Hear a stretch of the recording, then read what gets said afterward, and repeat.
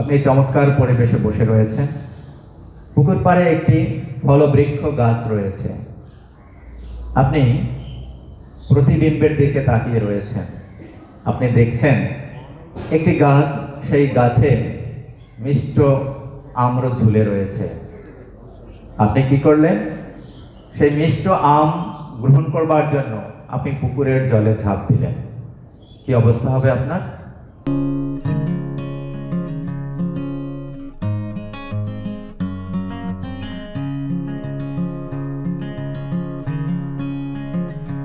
হরে কৃষ্ণ। ওম অজ্ঞানতিমিরান্ধস্য জ্ঞানাঞ্জনশলাকয়া চক্ষুরোন্মিলিतं येन তস্मै শ্রীগুরুবে নমঃ।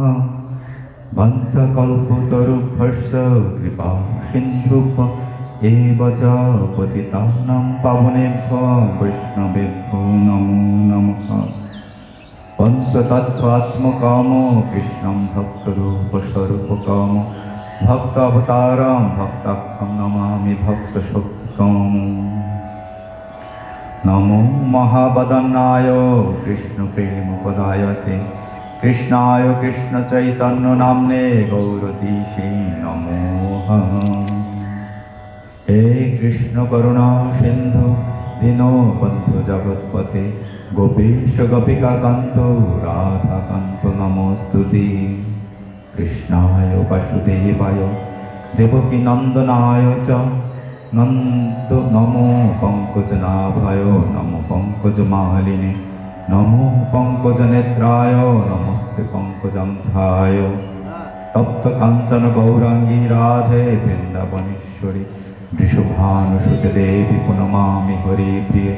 ওম বৃন্দাবৈ তুলসী দেবৈ প্রিয়ায় কেশবশ্চ চ বিষ্ণু ভক্তিপ্রদে দেবী সত্যবত্তৈ নমো নমঃ।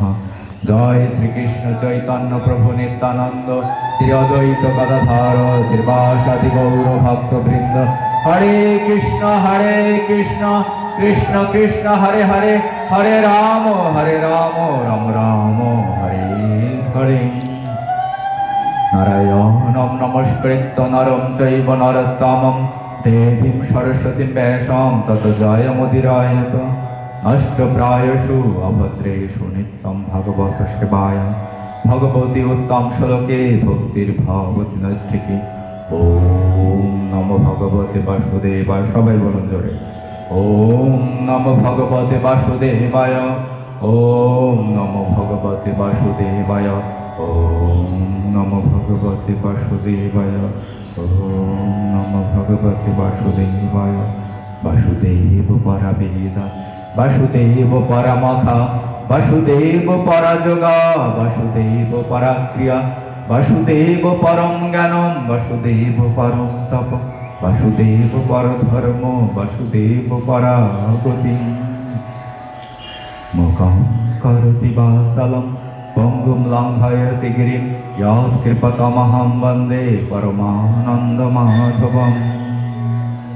হরে কৃষ্ণ। অর্থাৎ বাসুদেবই আমাদের সব।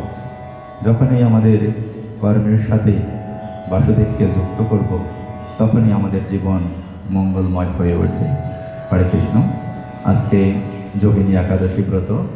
আশা করি আপনারা এই ব্রত অনেকে পালন করছেন, এবং যারা পালন করেন না, ভগবানের কাছে প্রার্থনা থাকে আপনারা ওই একাদশী ব্রত পালন করে মানব জীবনকে ধন্য করবেন। কারণ আমাদের ব্রত সমূহের মধ্যে সর্বশ্রেষ্ঠ ব্রত হচ্ছে একাদশী ব্রত। আপনাকে না খেয়ে থাকতে হবে না, আপনি অনুকল্প প্রসাদ পাবেন। আপনার শরীরের অবস্থা বুঝে তা গ্রহণ করে অবশ্যই একাদশী ব্রত আপনি পালন করবেন। আজকে আমরা গীতার ৫ম অধ্যায় পুরুষোত্তম যোগ শুরু করব। এই অধ্যায়ে 20টি শ্লোক রয়েছে। আমরা আশা করি 2 দিনে আমরা এটা শেষ করার চেষ্টা করব। 10টি শ্লোক করে আমরা পুরুষোত্তম যোগ শেষ করব। তো পুরুষোত্তম যোগের সংক্ষিপ্ত সারে কি বলা হয়েছে তা আমরা প্রথমে শ্রবণ করার চেষ্টা করি। সংক্ষিপ্ত সারটা কি পুরুষোত্তম যোগে? ভগবান শ্রীকৃষ্ণ এর আগের অধ্যায়ে অর্জুনকে গুণত্রয় বিভাজ্য আলোচনা করেছেন। অর্থাৎ এই জড়জগতে পতিত হয়ে ত্রিগুণের বন্ধনে আমরা আবদ্ধ হয়ে থাকি এবং এই ত্রিগুণের অতীত কিভাবে হওয়া যায় তা তিনি বলেছেন।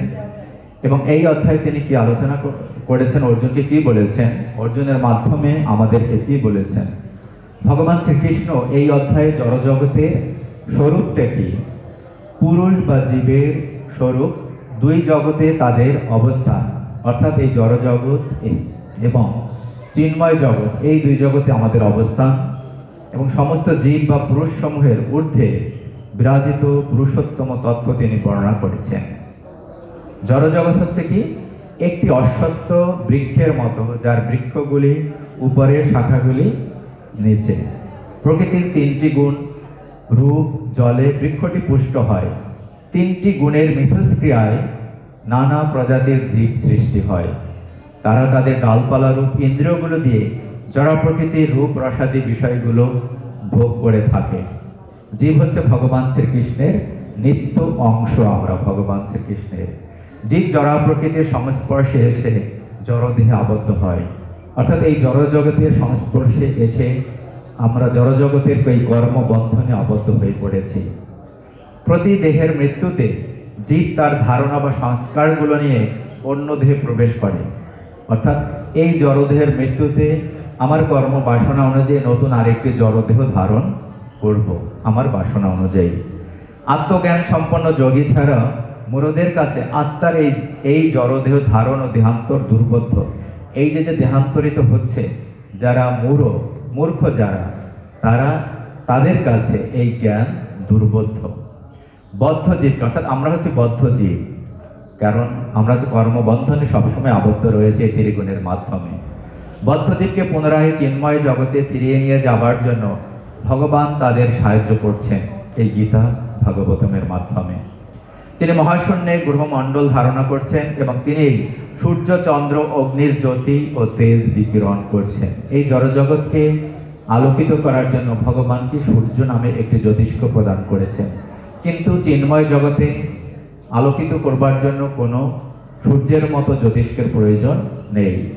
ভগবানের অঙ্গ জ্যোতির মাধ্যমে সমস্ত চিন্ময় লোকগুলো আলোকিত হয়। তিনি যথাগ্নি রূপে খাদ্য পরিপাক করছেন।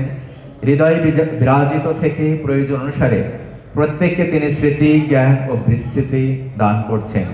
বেদ অনুসরণের মাধ্যমে জীব বদ্ধ অবস্থা থেকে মুক্ত হতে পারে। কিন্তু আমরা তো বেদ পড়ি না, কিন্তু বেদের সারাতি সার, উপনিষদের সারাতি সার এই গীতা ভাগবতম। যেমন দুধ গ্রহণ করলে আপনি ঘিয়ের স্বাদ পাবেন না, আপনি দইয়ের স্বাদ পাবেন না, একইভাবে বেদ পাঠ করলেও আপনি গীতা ভাগবতমের স্বাদ গ্রহণ করতে পারবেন না। তাই আমাদের গীতা এবং ভাগবতম পাঠ করব। যেমন করে আমরা ঘিয়ের স্বাদ গ্রহণ করি, সেভাবেই যদি আমরা ঘিয়ের স্বাদ পেতে চাই, অর্থাৎ বেদের সারাতি সার যদি বুঝতে চাই, তাহলে আমাদের গীতা, ভাগবতম, চৈতন্য চরিতামৃত অধ্যয়ন করতে হবে। বেদ অনুসরণের মাধ্যমে যে বদ্ধ অবস্থা থেকে মুক্ত হতে পারে, কিন্তু জানতে হবে ভগবান শ্রীকৃষ্ণই বেদের বেদ্য বা লক্ষ্য, তিনি বেদান্ত কর্তা। অর্থাৎ ধর্মন্ত সাক্ষাৎ ভগবৎ প্রণীতম, অর্থাৎ আমাদের এই ধর্ম হচ্ছে ভগবানের মুখ নিঃসৃত বাণী, ভগবান থেকে এসেছে। ধর্মন্ত সাক্ষাৎ ভগবৎ প্রণীতম কে বলেছে? যে যমরাজ বলেছেন। দুই রকম জীব রয়েছে, যারা জড়জগতে বদ্ধ তাদেরকে বলা হয় ক্ষরা, আর যারা চিৎ জগতে রয়েছে তাদেরকে বলা হয় অক্ষরা। কিন্তু এই উভয় পুরুষ ছাড়াও আর একজন সর্বশ্রেষ্ঠ মহত্তম পুরুষ রয়েছেন, যা হচ্ছে কি এই পঞ্চদশ অধ্যায়ের বিষয়, নাম পুরুষোত্তম। যোগ পুরুষোত্তম ভগবান শ্রীকৃষ্ণই হচ্ছেন সেই পুরুষোত্তম। বৈদিক শাস্ত্রে তা ঘোষিত হয়েছে, যিনি এই তথ্য উপলব্ধি করেন তিনি সর্বজ্ঞ, তিনি পূর্ণ সার্থকতা লাভ করেন। যে ভগবান শ্রীকৃষ্ণই হচ্ছেন কি সর্বশ্রেষ্ঠ, সর্বজ্ঞ, পুরুষোত্তম।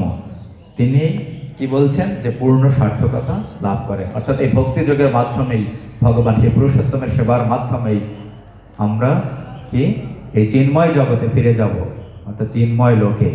আমরা যদি এই ভক্তিযোগে আমরা নিজেদেরকে নিয়োজিত করতে পারি, তাহলে আমাদের এই ভগবত ভক্তির মহিমান্বিত ফল কি হয়? ভিত্ততে হৃদয় গ্রন্থি সিদ্ধান্তে সর্বসংশয়, সমস্ত সংশয় আমাদের ছিন্ন হবে। শিয়ান্তে চাশ্য কর্মাণি, আমাদের ক্ষয় প্রাপ্ত হবে, আমাদের সমস্ত সকাম কর্ম ক্ষয় প্রাপ্ত হবে। দৃষ্ট এবাত্মন ঈশ্বর, অর্থাৎ আত্মার আত্মা পরমাত্মা ভগবানকে দর্শন হলে আমাদের হৃদয় গ্রন্থি ছিন্ন হয়, সমস্ত সংশয় দূর হয় এবং সমস্ত কর্মফল, আমাদের সকাম কর্মফল ক্ষয়প্রাপ্ত হয়। হরে কৃষ্ণ। পুরুষোত্তম যোগ, সবাই বলুন। শ্রী ভগবান উবাচ ঊর্ধ্বমূলম অধ শাকম অশ্বতম প্রাহুর অব্যয়ম ছন্দাংসি ইয়াস্য পর্ণানি ইয়াস্তাম বেদশ বেদবিদ ঊর্ধ্বমূলম অধ শাকম অশ্বতম প্রাহুর অব্যয়ম ছন্দাংসি ইয়াস্য পর্ণানি ইয়াস্তাম বেদশ বেদবিদ।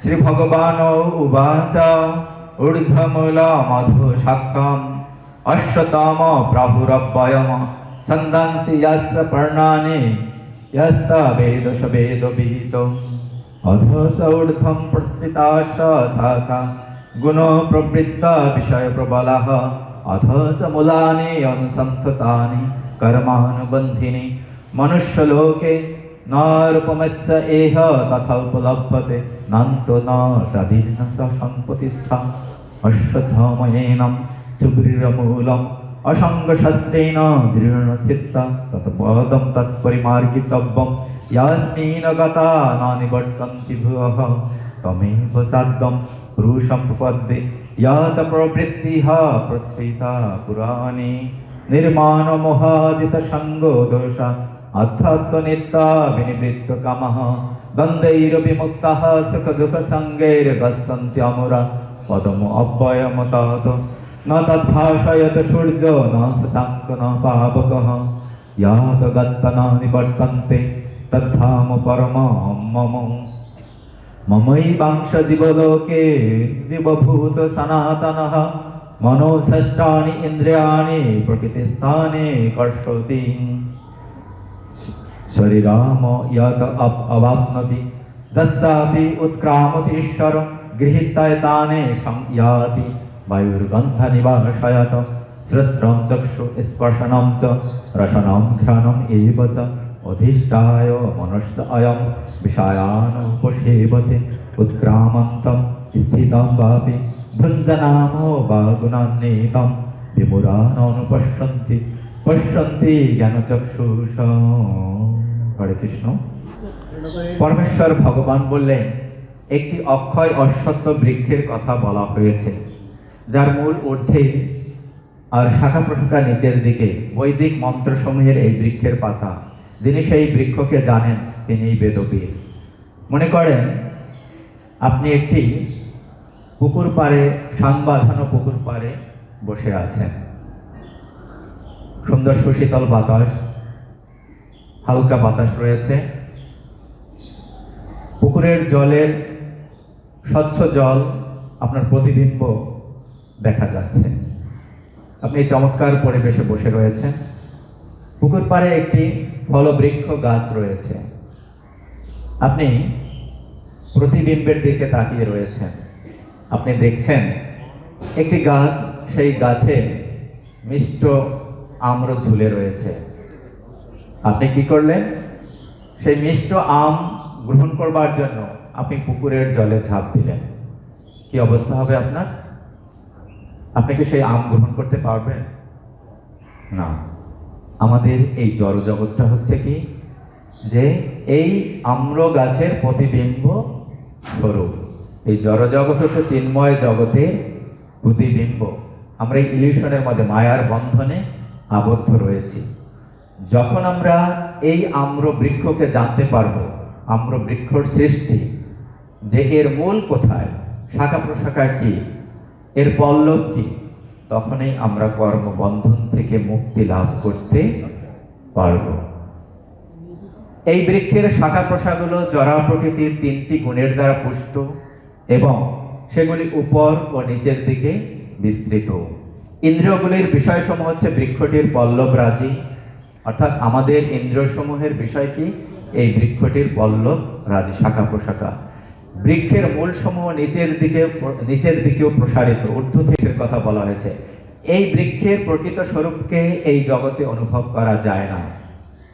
কেউ বুঝতে পারে না এর স্থিতি কোথায়, এর আদি ও অন্ত কোথায়, এই বৃক্ষের মূল কোথায়, আদি অন্ত কোথায়। কিন্তু দৃঢ় সংকল্প হয়ে বৈরাগ্যরূপ অস্ত্রের দ্বারা সুদৃঢ় মূল এই বৃক্ষকে ছেদন করে সত্য বস্তুর অন্বেষণ করা আমাদের কর্তব্য। যে এই বৃক্ষের মূল কোথায়, সেই সত্যকে আমাদের অন্বেষণ করা আমাদের কর্তব্য। সেই সত্য তথ্যে অবস্থিত হলে তাহলে জীব আর প্রত্যাবৃত্ত হয় না, অর্থাৎ এই জড়জগতে আর ফিরে আসে না। সেই পরম পুরুষ ভগবানের শরণাগত হও, যার থেকে সবকিছু শুরু এবং অনাদিকাল হতে যার থেকে সবকিছু বিস্তৃত হয়েছে। অর্থাৎ এখন আমরা দেখি যে এই বৃক্ষটির মূল কোথায়, আমরা মূল খোঁজার চেষ্টা করি। জড়জগতের বিশ্লেষণে বলা হয়েছে বন্ধনকে একটি উল্টানো বৃক্ষের সঙ্গে তুলনা করা হয়েছে। জড়জগতের জীব কর্ম রয়েছে ইন্দ্রিয় দ্বারা, তিনি বিষয় ভোগ আমরা করছি। এই বিষয় আমরা যে সকাম কর্মের বন্ধনে আবদ্ধ, সেটাই হচ্ছে বৃক্ষটির হচ্ছে কি যে পত্র স্বরূপ। মূল হচ্ছে ঊর্ধ্বে, ব্রহ্মাণ্ডের সর্বোচ্চ লোক ব্রহ্মলোকে। অর্থাৎ এই মূলটা কোথায়, অর্থাৎ আমাদের সৃষ্টি কোথায়, আমরা যে আমাদের ইন্দ্রিয় সমূহের দ্বারা আমরা তন্মাত্র, অর্থাৎ এই যে পাঁচটি রস, ইন্দ্রিয়ের পাঁচটি বিষয় আমরা ভোগ করছি, আমাদের এই সৃষ্টির মূল কোথায়? এই জড়জগতে আমাদের মূল হচ্ছে কোথায়? ব্রহ্মলোকে, অর্থাৎ ব্রহ্মা থেকে আমাদের সৃষ্টি হয়েছে। ব্রহ্মাই সমস্ত জীব, সমস্ত গ্রহলোক, সমস্ত দেবতাদের তিনি সৃষ্টি করেছেন। অর্থাৎ মূল থেকে সৃষ্টি, অর্থাৎ শাখা প্রশাখা বর্ধিত হয়েছে। এবং আমরা আমাদের ইন্দ্রিয়ের সাহায্যে কি করি? এই জড়জগৎকে ভোগ করার চেষ্টা করি। আমাদেরকে ভগবান শ্রীকৃষ্ণ সামান্য স্বাধীনতা দিয়েছেন। সেই স্বাধীনতার দ্বারা আমরা এই জগৎকে ভোগ করার চেষ্টা করি। কিন্তু এই জড়জগতের মালিক আমি নই। এই জড়জগতের মালিককে বা আমাদের সৃষ্টির মূল কোথায়? যে ঊর্ধ্বলোকে ব্রহ্মা রয়েছে, কিন্তু তারও সৃষ্টি কোথায়? সেই সত্যকে আমাদের জানতে হবে। ভগবান শ্রীকৃষ্ণ হচ্ছে তার, আমরা জানি কি যে ব্রহ্মার সৃষ্টি কোথায় হয়েছে? তিনি অজনী সম্ভব, অর্থাৎ তিনি কোনো মায়ের গর্ভ থেকে তিনি আসেননি। আমরা ব্রহ্মাকে দেখি কি যে একটি পদ্ম ফুলে, তাই না? তার সৃষ্টি, প্রথম জীব যে সেই পদ্ম ফুলটা সৃষ্টি হয়েছে কোথায়? ভগবান বিষ্ণুর নাভিমূল থেকে। এই ভগবান বিষ্ণু কোথেকে এসেছে?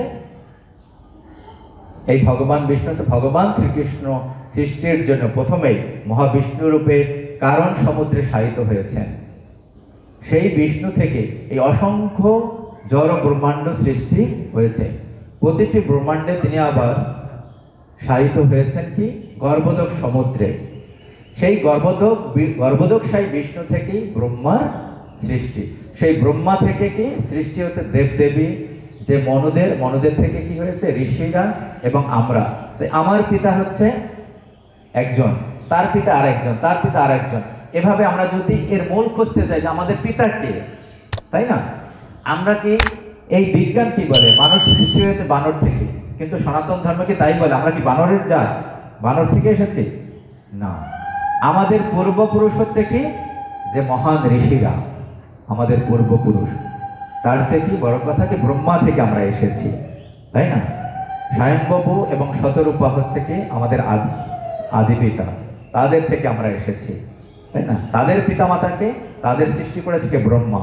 তার দেহ থেকে, মন থেকে এই ঋষিদের সৃষ্টি করেছেন, তাই না? তাইলে আমরা এর মূল খুঁজে পাই কি যে আমার পিতা, আমার পিতা, তার পিতা, তার পিতা কে? ব্রহ্মা। এবং তার পিতাকে যে বিষ্ণু, বিষ্ণুরও হচ্ছে কি যে ভগবানের অংশ, তাই না? তার পিতাকে একেবারে যে ভগবান শ্রীকৃষ্ণ। অর্থাৎ ভগবান শ্রীকৃষ্ণ এবং বিষ্ণুর পার্থক্যটা কি? অর্থাৎ আমি যখন গৃহে থাকবো তখন হচ্ছে আমি অনুপম হালদার, আমি পিতা, কারোর স্বামী, কারোর সন্তান। কিন্তু যখন আমি কলেজে থাকবো আমি তখন কি? অধ্যাপক, আমি তখন অধ্যাপক, আমি একজন শিক্ষক তখন। তাই ভগবান যখন তার ধামে রয়েছেন তখন হচ্ছে ভগবান শ্রীকৃষ্ণ। যখন তিনি সৃষ্টির জন্য নিজেকে প্রকাশ করছেন তখন কি? বিষ্ণু রূপে তিনি প্রকাশ করছেন। যখন একজন জাত, যখন তিনি কোথায় থাকেন? কোর্টে থাকবেন, তখন কি? বিচারক। আর যখন গৃহে থাকবেন তখন তিনি হচ্ছেন কি? কারোর পিতা, কারোর সন্তান, তাই না? এটা হচ্ছে পার্থক্য। কিন্তু বিষ্ণু এবং শ্রীকৃষ্ণ একই, তিনি সৃষ্টির জন্য বিষ্ণু রূপে নিজেকে প্রকাশ করেছেন। আর আমরা হচ্ছে কি তার ভগবান শ্রীকৃষ্ণেরই একটি অংশ, বিভিন্ন অংশ। অর্থাৎ ভগবান শ্রীকৃষ্ণের অংশ দুইটি অংশ, একটা হচ্ছে কি যে ভগবান সৃষ্টির জন্য যে তার তিনি সাংস প্রকাশ করেছেন, আর হচ্ছে বিভিন্ন অংশ প্রকাশ। সাংস প্রকাশ কি? বৈকুণ্ঠ লোকের বিভিন্ন অধীশ্বরগণ। বৈকুণ্ঠ লোক কি? অর্থাৎ বৈকুণ্ঠ মানে কি যেখানে কোনো কুণ্ঠা নেই, সেই চিন্ময় জগৎ, চিৎ জগৎ। আমরা কিন্তু চিৎ জগতেরই বাসিন্দা, সেইখান থেকে আমরা পতিত হয়েছে কোথায়? আমরা এখানকার। আর আমরা হচ্ছে কি বিভিন্ন অংশ। জীব হচ্ছে ভগবানের এই চিৎ কণা মাত্র, অনু কণা মাত্র, আমরা হচ্ছে তার অনুকণা মাত্র। আর সাংস হচ্ছে কি? বৈকুণ্ঠ লোকের বিভিন্ন অধীশ্বরগণ, কারণোদকশায় বিষ্ণু, গর্ভোদকশায় বিষ্ণু এবং শ্রী রামচন্দ্র, শ্রী নৃসিংহদেব প্রভৃতি অবতারগণ, যাদের বলা হয় বিষ্ণু তত্ত্ব, পরমাত্মা, যিনি জীব হৃদয়ে বন্ধু ও সাক্ষী রূপে বিরাজমান। এটা হচ্ছে ভগবানের সাংস প্রকাশ। আর আমরা হচ্ছে ভগবানের বিভিন্ন অংশ প্রকাশ। অর্থাৎ গুণগতভাবে আমরা, তাহলে শাস্ত্র মতে আমরা দেখতে পাই গুণগতভাবে আমরা ভগবান এবং মানুষ একই, তাই না? গুণগতভাবে, কিন্তু পরিমাণগতভাবে এক নয়। আমরা পরিমাণগতভাবে আমরা সামান্যতম চিৎকণা আমরা প্রাপ্ত হয়েছি, ভগবানের গুণ আমরা লাভ করেছি, কিন্তু তাও কি আচ্ছাদিত, জড় গুণে, ত্রিগুণের মাধ্যমে আচ্ছাদিত। তাই আমরা জড় জগৎকে ভোগ করতে চাই।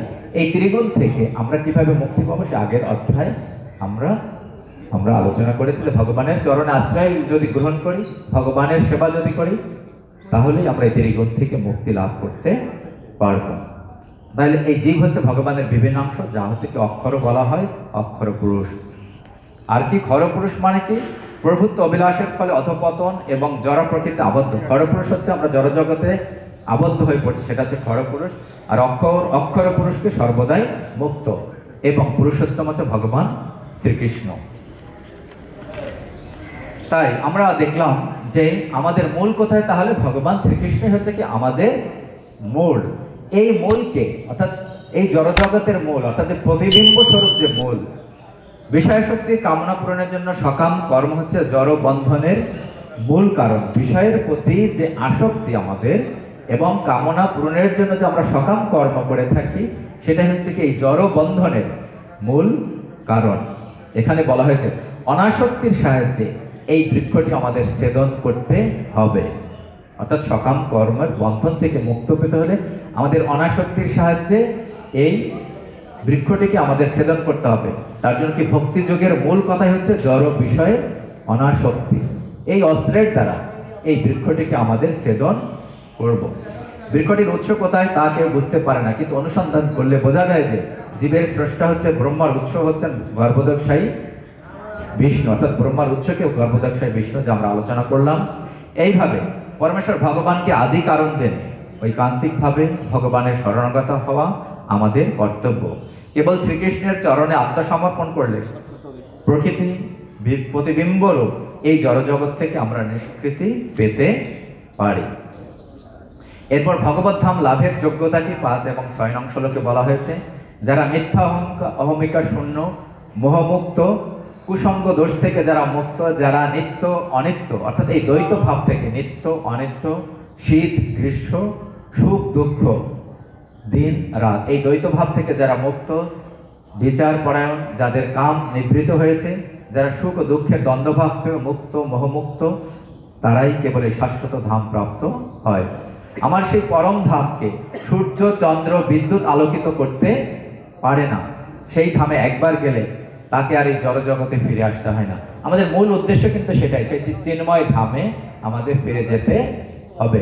কারণ সেই চিন্ময় ধাম এখানে বলা হয়েছে কি, যে সেই চিন্ময় ধাম হচ্ছে কি, যে সূর্য চন্দ্র সেখানে আলোকিত করতে পারে না। সূর্য এবং চন্দ্র আলোকিত করে কি এই জড় জগৎ। সেই জগৎকে, চিন্ময় জগৎকে আলোকিত করতে হলে কি করা হয়? ভগবানের অঙ্গজ্যোতির মাধ্যমে সেই চিন্ময় লোকগুলো আলোকিত হয়। কিন্তু সেই ভগবানের অঙ্গজ্যোতি এই জড় জগতে প্রকাশ করতে পারে না। কেন? কারণ মহাতত্ত্বের দ্বারা, অর্থাৎ সপ্ত আবরণের মাধ্যমে এই জড় ব্রহ্মাণ্ড আবরিত রয়েছে। সেই অঙ্গজ্যোতি, ভগবানের অঙ্গজ্যোতি এখানে প্রবেশ করতে পারে না। তাই এই মনুষ্য জীবনের উদ্দেশ্য কি?